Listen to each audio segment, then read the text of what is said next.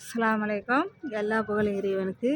இந்த சேஞ்ச ரோஸு இந்த கொஞ்சம் இதெல்லாம் பூச்சி பிடிச்சாப்புல இருக்குங்க. அதுக்கு நான் கொஞ்சம் பூச்சி விரட்டி அடிக்க போகிறேன். பூச்சி விரட்டின்னா நான் எருகு ஊற வச்சு வச்சுருக்கேங்க.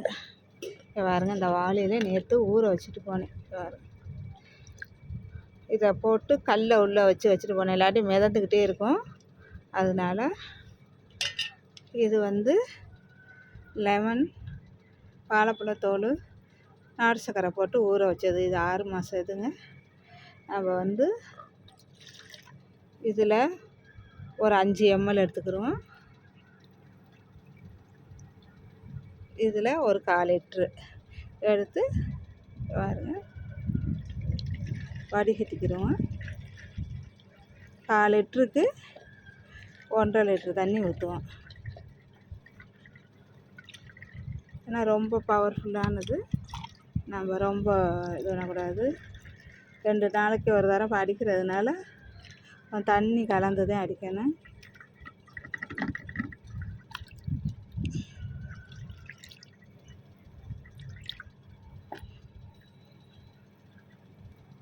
பாருங்க, 1.5 லிட்ரு தண்ணி கலந்துருக்கேன். 1/4 லிட்ரு அதில் ஒரு 5 ml, இதில் ஒரு 1/4 லிட்ரு எடுத்தேன். இங்கே பாருங்க, ஊறினதுக்கப்புறம் எப்படி இருக்குன்னு பாருங்கள், கலர் பாருங்கள்.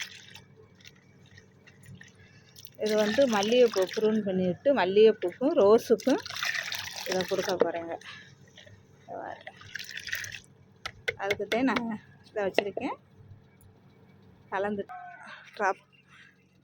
இங்கே பாருங்க, டப்பில் தண்ணி போட்டிருக்கேன், ரொம்பிக்கிட்டு இருக்கு. அப்படியே இடையில செடிங்களுக்கும் தண்ணியை ஊற்றிக்கிறோம். சும்மா அரை வாளி தாங்க ஊற்றுனேன். ஒரு நாளைக்கு ஃபுல்லாக ஊற்றுனா ஒரு நாளைக்கு அரை வாளி, பெரிய இதுக்கெல்லாம் ஒவ்வொரு வாளி ஊற்றுவேன்.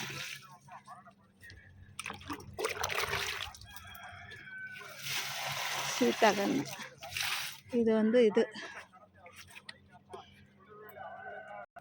பாருங்க, சேஞ்சிங் ரோஸ் பாருங்க வச்சுருக்கேன். அடிச்சு விடுவோம். அடிக்க தாங்க இந்த வெள்ளை பூச்சி போகும். இந்த காலை நேரத்தில் இந்த பனி இருக்கும் போது அடிச்சு விட்டால் எல்லாத்துக்கும் நல்லது. அதனால் இந்த குச்சியில் நல்லா சேஞ்சிங் ரோஸுக்குன்னு ஒரு வெள்ளை பூச்சி, இந்த செம்பருத்தி இதுவும் ஒன்றும் வளர்க்கு.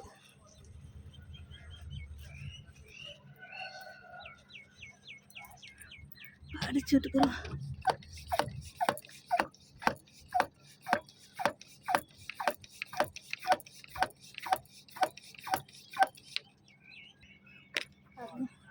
மிளகாயெல்லாம் நல்லா பழுத்துருக்கு.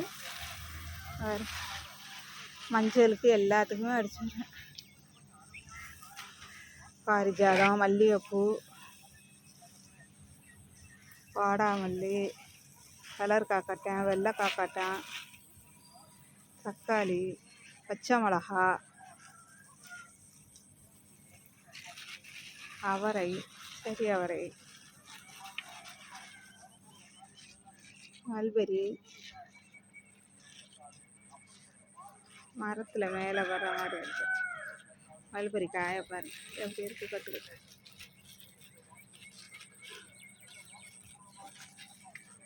கோழிக்கண்டை பூவை பாருங்க, ஒரு செடி இல்லைட்டு இருக்குது.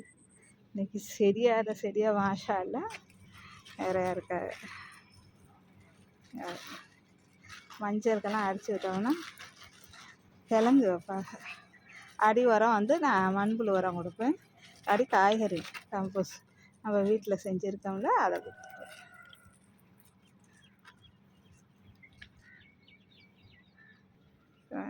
இதில் அவரை, கவசி முருங்கை, கம்பை இலை எல்லாம் இருக்காது. இது ஒரு கிலோ. இது வெத்தலை மாதுளை இலையெல்லாம் சுற்றிக்கிட்டு இருக்காது. இது புல்பெரி, அது மல்பெரி, இது புல்பெரி.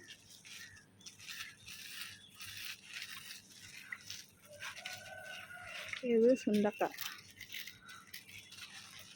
இது வாட்டர் ஆப்பிள் தரையில் வச்சுருந்தோன்னு வச்சுக்கோங்க, நேரம் கொத்து கொத்தாக காய்ச்சிருப்பா. இதில் வைக்கவும் இன்னும் காய்க்கலை. இப்படியே இருக்கிறாங்க. தரையாக இருந்தால் நீ யாரும் 2 வீடு 3 வீடு பறிச்சிருக்கணும். மருதாணி, மிளகு, தக்காளி, கீரை எல்லாம் வர்றாங்க. மாதிரி இதுக்கு அடித்து விட்டுவானுங்க. காலை நேரத்தில் அடித்து விட்டால் எந்த பூச்சி இருந்தாலும் எந்த தண்ணி வந்து இலை வழியாக நம்மளுக்கு வந்து அந்த ஆவி இழுத்து நம்மளுக்கு நல்லா செடி செழிப்பாக வரும். மல்லிகைப்பூவுக்கு ப்ரூன் பண்ணிவிட்டு நம்ம வந்து கொஞ்சம் பூக்கிற நேரத்துக்கு தண்ணி கொடுப்பாங்க.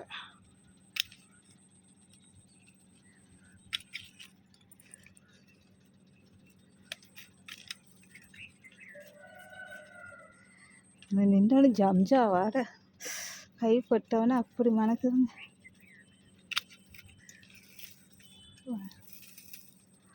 குச்சி எல்லாம் அப்படி கட் பண்ணி எடுத்துக்கிறோம்.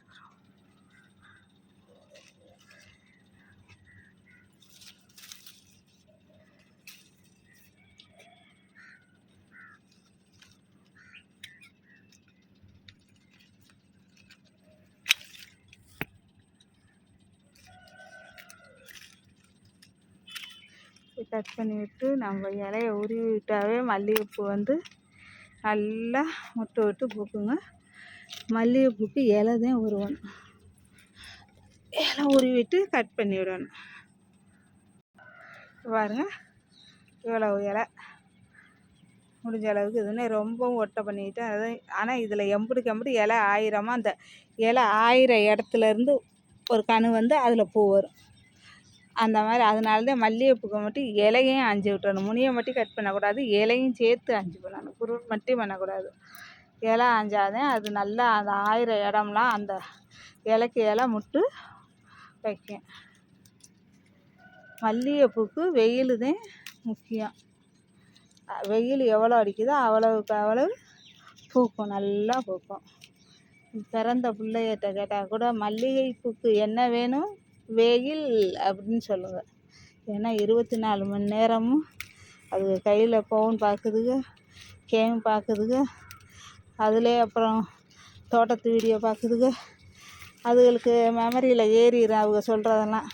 யாராச்சும் உட்காந்துக்கிட்டு மல்லிகைப்பூக்கு என்ன தேவைண்டா கூட நம்ம மறந்துட்டா கூட அதுவே வெயில் அப்படின்னு சொல்லிடுங்க. அந்த அளவுக்கு உலகம் கம்ப்ளீட்டு உலகமாக இருக்குது. ஏன்னா ஃபோனு கையில், பிள்ளைங்க கையிலலாம் ஃபோன் வந்து போய் இந்த மாதிரி இருக்குது. இப்போ எல்லாம் இலையெல்லாம் ஆஞ்சிட்டுங்க. இதுக்கு என்ன உரம் கொடுக்கணும் பார்ப்போம் வாங்க.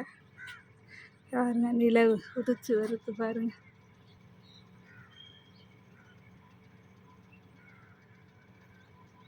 நிலவு இப்போ தான் சூரியன் உதிக்கிறார்கள் பாருங்க, சிகப்பாக உதிக்கிறார்கள். நாம் உரம் கொடுப்போமா?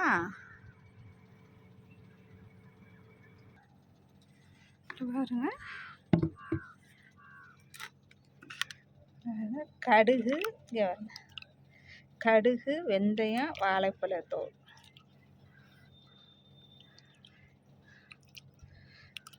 ஒரு செடிக்கு மட்டும் கலக்கி எடுத்துருக்கோம். இந்த பாருங்க, காய்ச்சக்கு தண்ணி வெளியே வராமல் ஊற்றணும்.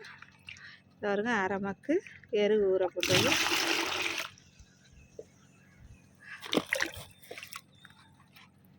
இந்த பாருங்க, பயோ ஃபெர்டிலைசர். அது தண்ணி இங்கே பாருங்கள், 1 லிட்டர் தண்ணி கலந்துக்கிறோம். தண்ணி வெளியே வராமல் அதுக்கு ஊற்றுவோம் நம்ம. பாருங்க, மல்லிகைப்பூலாம் அப்படியே துளிர் கட்டி வராங்க. முதல் இலை இந்த இதெல்லாம் இது பண்ணாலும் இங்கே பாருங்கள் நல்லா துளிர் கட்டுறாங்க பாருங்கள். நம்ம இந்த உரத்தை கொடுத்தோன்னு வச்சுக்கோங்க, இது பூக்குற காலம் தானே, நம்மளுக்கு வந்து நல்லா பூ நல்லா முட்டு எடுக்கும், அரும்பு சூப்பராக வரும் பாருங்க. இதை அப்படியே சுற்றி கிளறி கொடுத்துருவோம். கிளறி கொடுத்து ஊற்றுனாட்டேன் வேர்க்கெல்லாம் போகும்.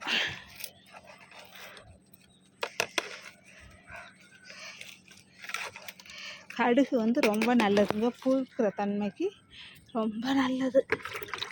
கலக்கி விட்டு 1 லிட்டர் தண்ணி இருக்கும், போதும். கீழே வடியாமல் இதை இந்த செடிக்கு கொடுத்துருவோம். பெரிய செடி 25 லிட்டர் வாளி, அதனால கீழே வராது, உள்ளே பிடிச்சிக்கிறோம். இன்றைக்கி மல்லிகைப்பூ செடி ப்ரூன் பண்ணி விட்டு உரம் கொடுத்துருக்கேன். பார்த்தீங்களா எப்படி இருந்துச்சு வீடியோ? பார்த்துட்டு லைக் பண்ணுங்கள், ஷேர் பண்ணுங்கள், கமெண்ட் பண்ணுங்கள், சப்ஸ்கிரைப் பண்ணுங்கள். நீங்களும் மல்லிகைப்பூ செடி வச்சுருக்கவங்க இந்த மாதிரி உரம் கொடுங்க. நான் அடுத்தடுத்த எப்படி இது துளிர் கட்டுது, பூ விடுது எல்லாம். வெயில் வர வர நல்லா பூ வரும். பண்ணுங்கள். அஸ்ஸலாமு அலைக்கும்.